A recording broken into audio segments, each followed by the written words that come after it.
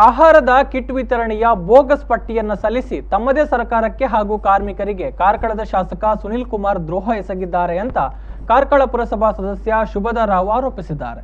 ಈ ಬಗ್ಗೆ ಸುದ್ದಿಗೋಷ್ಠಿ ನಡೆಸಿ ಮಾತನಾಡಿದ ಅವರು, ಲಾಕ್ಡೌನ್ ಸಂದರ್ಭದಲ್ಲಿ ಸಂಕಷ್ಟದಲ್ಲಿರುವ ಕಟ್ಟಡ ಕಾರ್ಮಿಕರಿಗೆ ಅನುಕೂಲವಾಗುವಂತೆ ಕರ್ನಾಟಕ ಕಟ್ಟಡ ಮತ್ತು ಇತರೆ ನಿರ್ಮಾಣ ಕಾರ್ಮಿಕರ ಕಲ್ಯಾಣ ಮಂಡಳಿಯು ಕಾರ್ಕಳಕ್ಕೆ 5,000 ಆಹಾರ ಕಿಟ್ಗಳನ್ನು ವಿತರಿಸಲು 44,95,000 ರೂಪಾಯಿಯನ್ನ ಬಿಡುಗಡೆ ಮಾಡಿತ್ತು। ಈ ಆಹಾರ ಕಿಟ್ ಅನ್ನು ನ್ಯಾಯಯುತವಾಗಿ ವಿತರಿಸಲಾಗಿಲ್ಲ।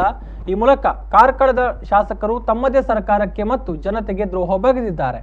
ಮಾತ್ರವಲ್ಲದೆ ಆಹಾರ ಕಿಟ್ ವಿತರಿಸಲು ಕರೆಯಲಾಗಿದ್ದ ಕೊಟೇಶನ್ ಕೂಡ ನಕಲಿ ಮತ್ತು ಬೋಗಸ್ ಅಂತ ದಾಖಲೆಯಿಂದ ತಿಳಿದು ಬಂದಿದೆ।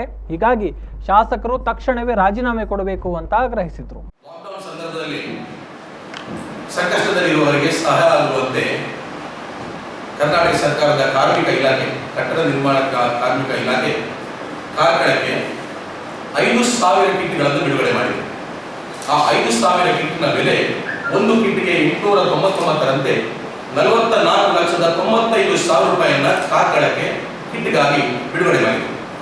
ಆದರೆ ಆ ಕಿಟ್ ಅನ್ನು ವಿತರಿಸಲು ಜವಾಬ್ದಾರಿಯನ್ನು ವಹಿಸಿಕೊಂಡಿರುವ ಕಾರ್ಕಳದ ಶಾಸಕರು ನ್ಯಾಯಯುತವಾಗಿ ಆ ಕಿಟ್ ಅನ್ನು ವಿತರಿಸದೆ ತನ್ನದೇ ಸರ್ಕಾರಕ್ಕೆ ಮತ್ತು ಕಾರ್ಕಳದ ಜನತೆಗೆ, ಕಾರ್ಕಳದ ಬಡ ಜನತೆಗೆ ದ್ರೋಹ ಎಸಗಿದ್ದಾರೆ ಎನ್ನುವಂತ ನೇರ ಆರೋಪವನ್ನ ನಾನಿವತ್ತು ಮಾಡಲಿಕ್ಕೆ ಬಯಸ್ತೇನೆ।